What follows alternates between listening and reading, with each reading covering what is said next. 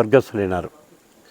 తదనంతరం మా తండ్రి గారు అక్టోబర్ 29, 2009 సంవత్సరంలో స్వర్గస్థులైనారు.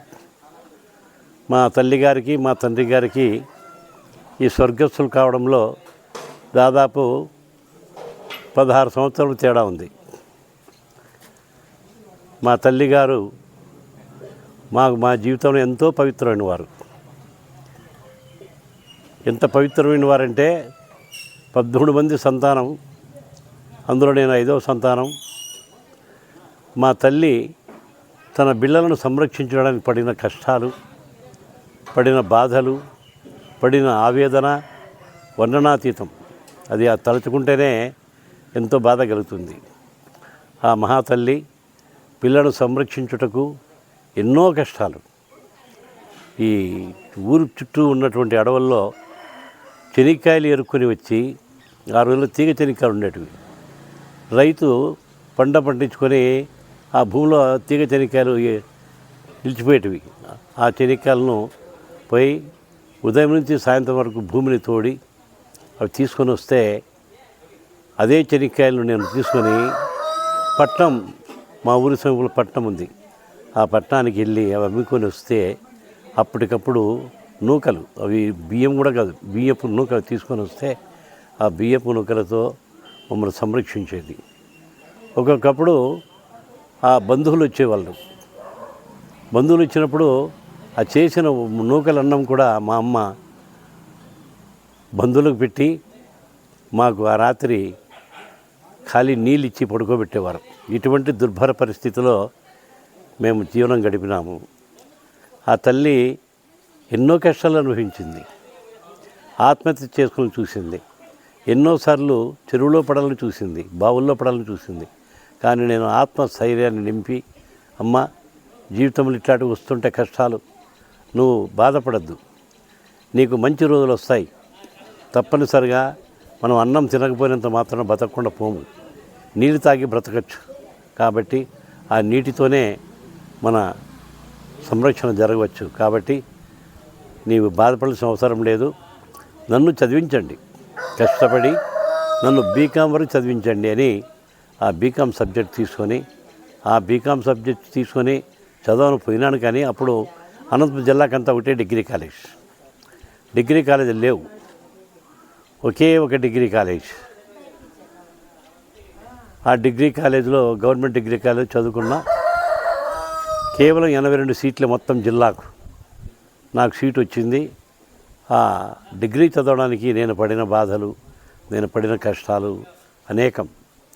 మా కాలేజ్ డాక్టర్ నన్ను పిలిపించి, నువ్వు వెళ్ళిపోరా బాబు, నువ్వు చాలా రోజులు బతకవు, నీ ఆరోగ్యం చాలా దారుణంగా ఉంది, కాబట్టి ఇటువంటి పరిస్థితుల్లో నువ్వు చదవడం మంచిది కాదని నన్ను చాలాసార్లు చెప్పినారు. అయినా నేను పట్టు వదలలేదు. పట్టు వదలకుండా వెళ్ళినాను. అక్కడ చుట్టూ గవర్నమెంట్ హాస్పిటల్స్ ఉండేవి. ఆ హాస్పిటల్స్కి వెళ్ళి గవర్నమెంట్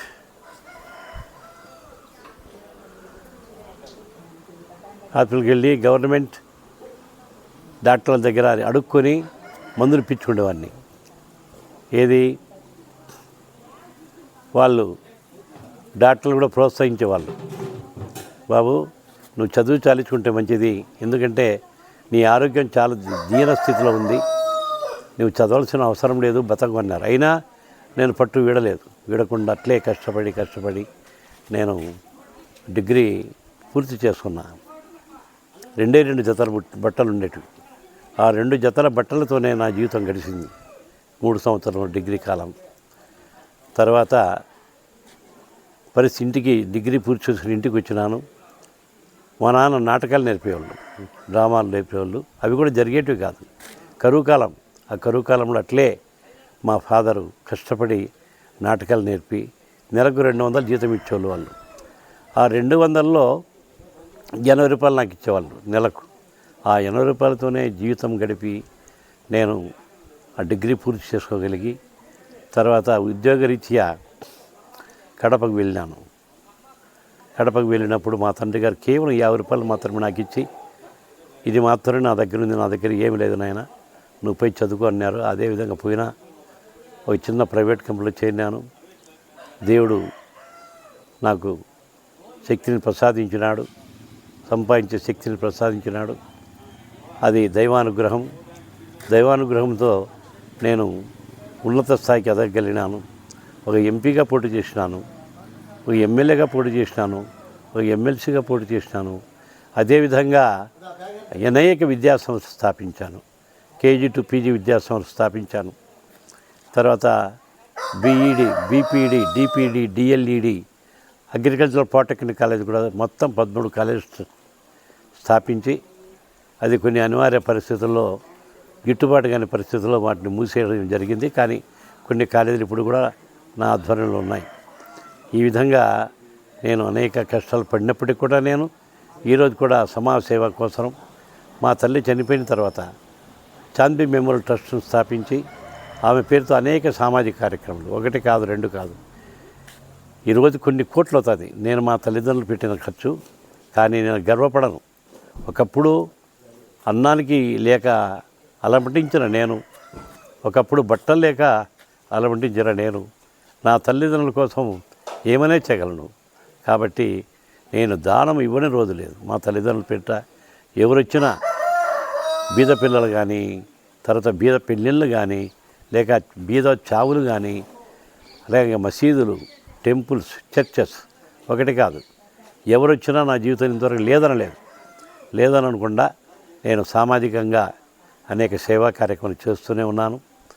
అది దేవుడిచ్చిన వరము. మా తల్లిని చేసినటువంటి, నా మీద చేసినటువంటి దయా కృప అన్నీ కలిసి వచ్చి వారి అనుగ్రహంతో, తల్లిదండ్రుల అనుగ్రహంతో, అలాగనే నేను నమ్ముకున్నటువంటి అల్లా దయ వల్ల ఈరోజు ఈ స్థితిలో అనేక సేవా కార్యక్రమాలు చేస్తున్నాము. ఈ సేవా కార్యక్రమములు అవి చెప్తా పడితే చాలా అవుతాయి, కానీ అంతా నేను చెప్పదలుచుకోలేదు. ప్రస్తుతం నా కుమారుడు కూడా కదిరి పట్టణంలో doctor Tanveer Ali Khan MS general surgeon, అలాగే ఆయన భార్య MD general medicine lion P Khasim Khan పేరట హాస్పిటల్ స్థాపించారు. అది దైవబలం వల్ల బాగానే జరుగుతుంది. అలాగనే తొందరలోనే ఒక 10 సెంట్లు స్థలం ఉంది నాకు కదిరిలో, అజంతా టాకీస్ ఎదురుగా. అందులో lion P Khasim Khan hospital, multiple హాస్పిటల్ను స్థాపించాలనుకున్నాను. రేపు నెల పూర్తి అవుతుంది. ఇలాగా కార్యక్రమం చేస్తూనే ఉన్నాము. అది భగవంతుని దయతో చేస్తున్నాము, నా గొప్పతనం ఏం కాదు. ఒకప్పుడు అన్నం లేకుండా అలమటించిన వానికి ఈరోజు వేలాది మందికి పెడుతున్నాను నేను అన్నం. ఎవరొచ్చి అడిగినా అయా 1000 మందికి అన్నం పెట్టాలా, నో అనలేదు.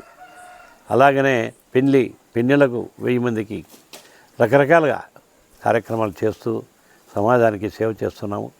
ఆ భగవంతుని దయ వల్ల నాకు అనేక విధాలుగా దేవుడు సహాయపడితే ఈ సమాజంలో ఎన్నో చేయాలని కోరిక ఉంది. ఆ చేయడానికి కూడా దైవబలం కావాలా. ఒక ఉత్తమమైనటువంటి ఓల్డేజ్ హోమ్ స్థాపించాలనుకుంటున్నాను. నాకు భూములు ఉన్నాయి. దైవకృపల్ల మా ఊరు చుట్టూ దాదాపు 70 ఎకరాల భూములు సంపాదించాను నేను. ఈ 70 ఎకరాల భూమిలో కూడా ఎన్నైనా సాధించవచ్చు నేను. కానీ పరిస్థితులు చూసుకొని ఒక మంచి వృద్ధాశ్రమాన్ని స్థాపించాలనుకుంటున్నా. అలాగనే కదిరి పట్టణంలో మా కుమారుడికి మంచి హాస్పిటల్ స్థాపించి, నేను మా కుమారుడికి డబ్బులు సంపాదించని అడగడంలే, డబ్బు నేను ఇస్తా, నేనే సంపాదించిస్తా, నువ్వు ప్రజలకు సేవ చేయి, ప్రజలను పీడించి తీసుకోవద్దు. అలాగనే మా కోడలు కూడా ఎండి జనరల్ మెడిసిన్, ఆమె కూడా ఒకటే కూతురు మా వియ్యంకునికి. దాదాపు ఆయన కూడా పెద్ద ఆస్తిపరుడు, దాదాపు మంచి ఆస్తి గలవాడు, ఒకటే కూతురు. కాబట్టి ఆమె కూడా ఏ కొరత లేదు, మా కొడుకు కూడా ఏ కొరత లేదు. కొరత లేని జీవితాన్ని నేను ప్రసాదించాను. కాబట్టి మేము సేవా దృక్పథంలో, సేవా తత్పరతతో ముందుకెళ్ళాలని తలంచుకున్నా. ఇది నా కోరిక నెరవేరుతుందని. అలాగే నాకు పట్టింపు లేదు, దేవాలయాలని కానీ, మసీదులని కానీ, చర్చిలు కానీ కాదు. ఎక్కడ అంతా ఒకటే, అల్లాహు అక్బర్, దేవుడు గొప్పవాడు. హిందువులకు అల్లాహు అక్బర్, ముస్లిమ్స్కి అల్లాహు అక్బర్, ఎవరికైనా అల్లాహు అక్బర్. మన పుట్టింది హవ్వా ఆదం, వారి పుట్టిన వాళ్ళమే, అందరం ఒకటే సంతతి. కాకపోతే ఈర్ష్యాద్వేషాలతో, మతద్వేషాలతో, మత పిచ్చితో మన దేవుడు వేరు, ఆయన దేవుడు వేరు అంటున్నారు. కానీ లా ఇలాహ ఇల్లల్లాహ్, దేవుడు ఒక్కడే అటువంటి సూక్తితో మనం ముందుకెళ్ళాలని నేను తలుచుకొని సమాజ సేవ చేస్తున్నా. ఈరోజు కూడా మా ఊళ్ళో టెంపుల్ కట్టారు. దానికి కొన్ని సమస్యలుంటే దాని పరిష్కారం కోసం మాట్లాడినాను. ఊళ్ళందరినీ పిలిపించి నా వంతుగా ఆ దేవాలయ నిర్మాణానికి 12 లక్షలు అందజేశాను. ఆ దేవాలయానికి 30 లక్షలు అయితే 18 లక్షలు ఈ ప్రాంతంలో అందించారు. నేను అక్కడే 12 లక్షలు ఇచ్చినాను. అంటే బడవార్లపల్లి గ్రామంలో మా తాత అవ్వగారి పేరుతో ఆ రోజు మా తాత అవ్వ కూలి పని చేసుకునేవాళ్ళు. వాళ్ళు కూలి పని చేసుకునేవాళ్ళు కాబట్టి నేను ఇచ్చిన చందాలో లిస్టులో మా తాత అవ్వ పేరు పైన ఉండాలని 2,16,000 ఇచ్చిన. మిగతా వాళ్ళ పేర్లంతా కింద ఉన్నాయి. అది నా గొప్ప తృప్తి. నేను మా అవ్వ తాతగారి పేరుతో ఎవరు వెళ్ళేంత అమౌంట్ ఆ దేవాలయానికి ఇచ్చినాను. 10 లక్షలు అయితే నేను ఒక్కడే 2,16,000 ఇచ్చిన. నాగడ్డపల్లిలో 30 లక్షలు అయితే 12 లక్షలు ఇచ్చిన. ఇలాగా ఎన్నో, ఒకటేం చెప్పను, అట్లా తీసుకుంటూ వచ్చి చాంతాడు అయితే అది నేను చేసిన సేవా కార్యక్రమాలు. అలాగే భగవంతుని దయ వల్ల నేను సంపాదించినటువంటి కీర్తి ప్రతిష్టల వల్ల అనేక సేవా కార్యక్రమాలు స్థాపించినందువల్ల గత రాష్ట్రపతి ఏపీజే అబ్దుల్ కలాం గారు నన్ను పక్కన కూర్చోబెట్టుకున్నారు. అలాగే ఇందిరాగాంధీ, రాహుల్ గాంధీ, రాజశేఖర రెడ్డి గారు, మహోన్నతమైనటువంటి ఈ గవర్నర్లు అందరూ నన్ను పక్కన కూర్చొని పెట్టుకుని నన్ను ఎంతో గౌరవించారు. అది నేను సాధించినటువంటి గొప్ప విజయము. అబ్దుల్ కలాం గారంటే, రాష్ట్రపతి గారంటే ఆయన పక్కన కూర్చోవడం గొప్ప అనుభూతి. అటువంటి మహానుభావుడు ఆయన రాష్ట్రపతి ఉండగా 2007లో నన్ను పక్కన కూర్చొని పెట్టుకుని నన్ను ఆశీర్వదించారు. ఇవి నేను ఎప్పుడు కూడా మర్చిపోయిన విషయాలు. వీటినన్నింటినీ నా యొక్క పరిస్థితిని ఆదర్శంగా తీసుకొని ఇప్పుడున్నటువంటి ప్రస్తుత జనాభాలో పిల్లలు మా జీవితాన్ని ఆదర్శంగా తీసుకొని బ్రతకాలని నేను కోరుకుంటూ ఇంతటితో విరమిస్తున్నా. నమస్తే.